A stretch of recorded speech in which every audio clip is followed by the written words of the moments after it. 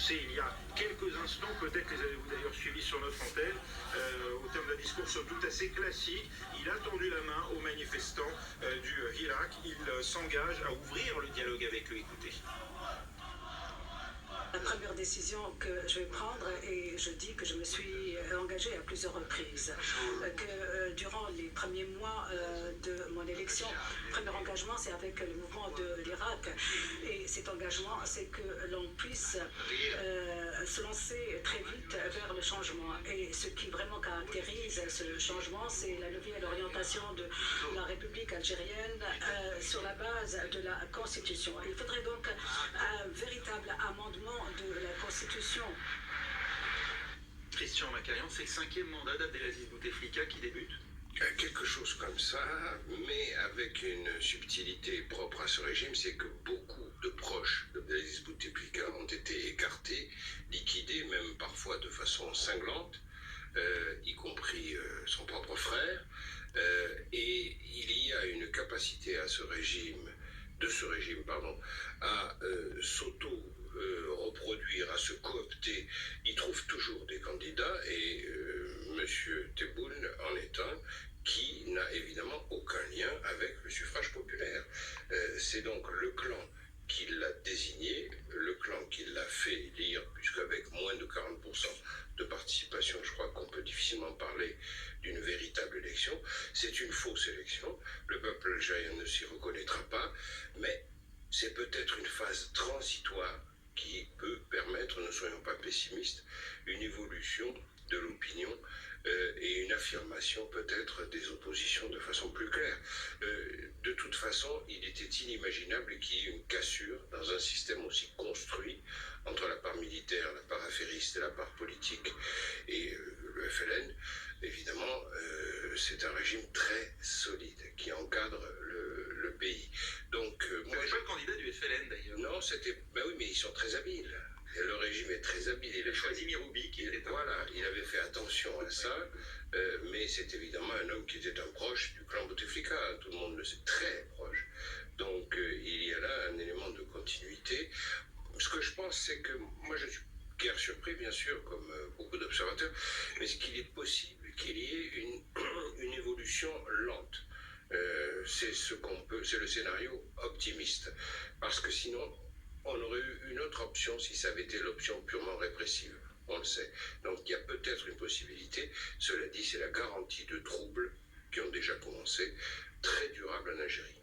Christian Macari, Alain de Chalvon, est-ce qu'il n'a pas pris un gros... Enfin, considère évidemment que cette élection s'est déroulée et que c'est quand même le choix, tel, en tout cas officiellement, qui s'est exprimé, mais est-ce qu'il n'y a pas quand même un gros risque qui est pris là, avec cette figure, face à un mouvement de contestation qui, de toute évidence, n'accepte pas ce résultat? Oui, lui ou n'importe quel autre, ça aurait été à peu près pareil, je pense. Je ne sais pas s'il a vraiment été élu ou s'il a été choisi par la nomenclatura. En tout cas, bon, c'est lui. Alors, il a quand même... trois qualités ou défauts sur le point de vue d'où on se place, c'est-à-dire qu'il est proche du général Ghezala. Oui. Alors, ça peut être utile, ça peut être inutile ou ça peut être néfaste, mais en tout cas, c'est une de ses caractéristiques. La deuxième caractéristique, contrairement à ce que disait Christian, pardon de te contredire, il n'était pas proche du clan Bouteflika, il était proche du président Bouteflika, mais il était en guerre avec son frère. Et ça, c'est sa deuxième qualité, si je peux dire. On l'a choisi, lui, parce qu'il s'est battu contre le frère, qui représente ce qu'il y a de pire en Algérie, Saïd, et les oligarques, d'une façon générale. Donc ça, c'est sa deuxième qualité. Et ensuite, dernière qualité, il est vieux. Il a 74 ou 75 ans, quelque chose comme ça. Donc on peut estimer qu'il n'est pas là pour l'éternité. Et peut-être, effectivement, Christian, sur ce point, tu es d'accord quand même. Oui, que justement, ça peut être un homme de transition. Mais une transition qui, sans doute, va être assez longue. Moi, je vois ça, il faudra plusieurs générations. Mais ils essayent aujourd'hui, quand même...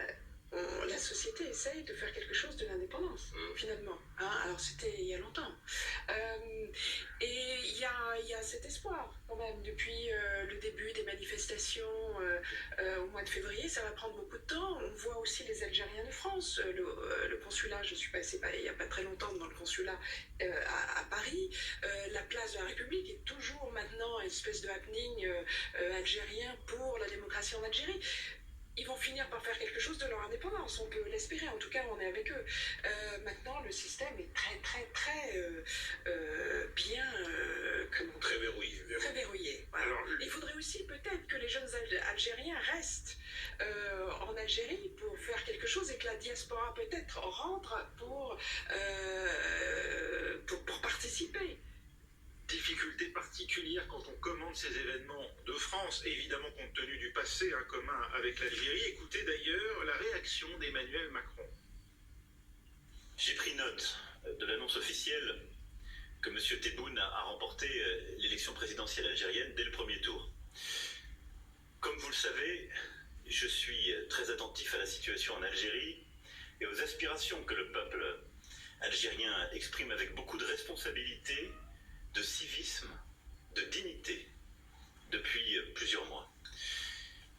Je n'ai pas, de là où je suis et en ma capacité, à commenter ou à donner des bons points ou des mauvais points ou faire des pronostics. Je souhaite simplement que ces aspirations exprimées par le peuple algérien trouvent une réponse dans le dialogue qui doit s'ouvrir entre les autorités et la population. Et il appartient aux Algériens d'en trouver les voies et moyens dans le cadre d'un véritable dialogue démocratique. Et je leur dis avec respect et amitié que dans ce moment crucial de leur histoire, la France se tient à leur côté. Et interrogé sur la déclaration d'Emmanuel Macron, le président élu d'Algérie, Abdelmadjid Tebboune, a répondu qu'il ne répondra pas à la France, tout en disant dans le même temps qu'il allait compter bien ouvrir ce dialogue avec le Irak. Voilà, c'est difficile côté français de à la fois donner des signes à la rue sans donner l'impression de se mettre en porte-à-faux avec le pouvoir algérien qui utilise évidemment cet argument, la France comme un repoussoir, Christian Macarian. Comme un repoussoir, mais aussi comme un allié, parce que la France est immanquablement soutient les autorités algériennes. La France est terrorisée par un déséquilibre de l'Algérie. Une situation révolutionnaire provoquerait des flux migratoires, provoquerait des troubles énormes, et la France tient avant tout à la stabilité. Je crois que ça, c'est un facteur important, et ça a conduit souvent le gouvernement français à légitimer, ne serait-ce que de façon tacite, les pouvoirs algériens. En tout cas, c'est avec eux qu'on doit dialoguer, puisqu'on a besoin de l'Algérie sur de multiples dossiers, entre autres aussi au Mali et sur la question sahélienne. Donc, il y a une ambiguïté française forcée, contrainte, qui, à mon avis, n'est pas près d'être levée. Alain Chalvron, la France soutiendra Tebboune coûte que coûte, y compris contre la rue. Probablement, je suis assez d'accord avec Christian. On a toujours tendance en France à vouloir une Algérie stable et donc on discute avec le gouvernement. Vous savez, quoi qu'on dise, quoi qu'on fasse, on aura toujours tort. Hein, on sera toujours critiqué par les uns ou par les autres, en particulier dans une situation comme ça, clivée comme elle l'est actuellement en Algérie. Je pense que la plus sage politique de la France à l'égard de l'Algérie, c'est de ne rien faire, de ne rien dire. Et c'est d'ailleurs ce qui a été fait grosso modo depuis le début de l'Irak. Ceci dit, le président Macron dit ce qu'il a à dire, il envoie un message d'amitié au peuple algérien, il ne peut pas faire plus, il marche sur des œufs, il fait très attention aux termes qu'il utilise. Il prend note, on a quand même noté la froideur du voilà, oui, du terme. Oui, voilà, absolument, mais bon, il est à sa place, il n'en fait pas trop, mais il ne peut pas ignorer complètement ce qui se passe là-bas. Et pendant ce temps, eh bien, la situation économique de l'Algérie continue de se dégrader, avec un taux de chômage qui touche un quart des moins de 30 ans. Alors vous allez me dire, c'est comparable à ce qu'on voit dans d'autres pays européens comme l'Espagne par exemple, et même la France. Une chute des exportations de gaz, de pétrole. Il y a le moyen là de se relever parce que... C'est là qu'il est attendu, le nouveau président. Tebboune, il est attendu d'abord sur un ballon d'oxygène économique et social, c'est tout à fait essentiel. S'il veut légitimer ce coup politique qui est la victoire une fois de plus du général Kaïd Salah, il faut qu'il soit créatif en matière économique et sociale pour donner un avenir à la jeunesse. Je crois que c'est le premier dossier auquel il doit s'atteler. Ils vont redistribuer là. Moi, je suis parti de la rente pétrolière parce que je pense que le premier dossier, c'est de faire rentrer les gens chez eux. C'est la rue, quand même. Comment le nouveau président que ça cesse. Alors, en tirer des conclusions, en prendre certains éléments, mais essayer de convaincre les gens qu'il faut finalement se remettre au travail. Alors, ça, on rejoint cette préoccupation, mais qu'on retrouve une situation normale. Et moi, je suis un peu inquiet, parce que c'est vrai que maintenant, on a tourné une page quand même dans cette histoire, avec un nouveau président, un gouvernement qui s'installe. J'ai peur que les militaires disent, bon, bah maintenant, écoutez, les enfants, ça va. La difficulté, c'est que s'il veut vraiment faire quelque chose de spectaculaire, qui calme la rue, qui donne satisfaction aux attentes de la jeunesse, c'est en premier lieu un combat contre la corruption. Mais un combat contre la corruption, ça mettrait en cause toute une partie du système.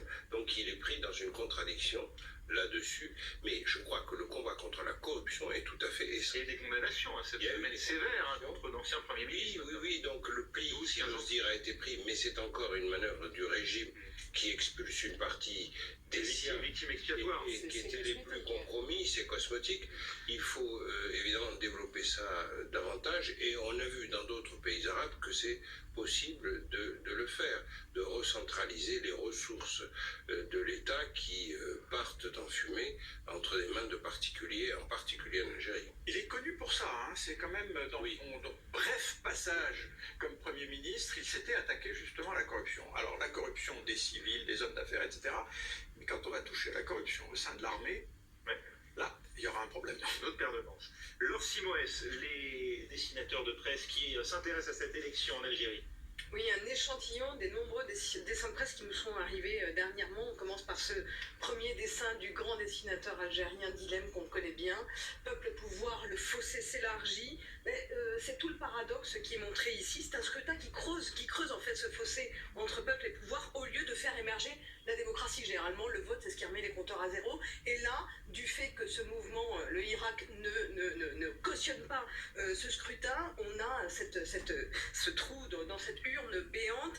Et puis, on le voit, on aura reconnu la silhouette ventripotente du chef d'état-major, Haït Salah, qui est en poste depuis 15 ans.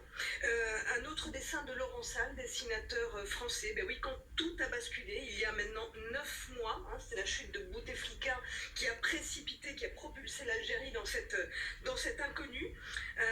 Un dessin aussi intéressant de Emad Hajjaj, dessinateur jordanien. Certes, Bouteflika n'est plus dans le fauteuil à roulettes, c'était ce qui incarnait le président dans les derniers dessins qu'on voyait, mais c'est maintenant la vie démocratique algérienne qui l'est, toujours poussée avec la présence forte de ces militaires. Un autre dessin de Landalou, dessinateur algérien aussi. On a compris qu'une majorité d'Algériens avait annoncé un boycott massif de ces élections, moins de, je crois, 40% de taux de participation. Et donc voilà, généralissime, mais il n'y a pas de corps électoral pour le 12 décembre. Tadam! Voilà, les militaires sont là pour remplacer les électeurs qui manquent à l'appel. Un dessin de Lehic, dessinateur algérien, les Algériens face à leur destin. C'est Kamel Daoud qui disait dans une interview que cette fois-ci, rien n'était écrit d'avance. Et bien là, on sent que par ce dessin, l'inquiétude après l'euphorie des premières semaines, l'inquiétude quand même se profile.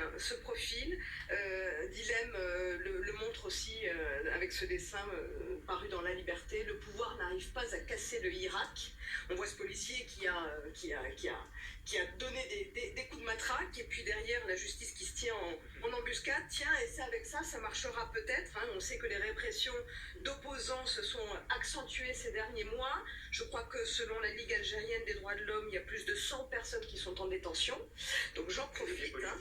Oui, tout à fait. J'en profite du coup pour montrer un exemple concret avec un dessin du HIC qui parle d'un dessinateur de presse, Nîmes, qui pour ses dessins a été incarcéré et qui est accusé de critiquer le gouvernement, et qui a 1 an de prison, dont 3 mois fermes.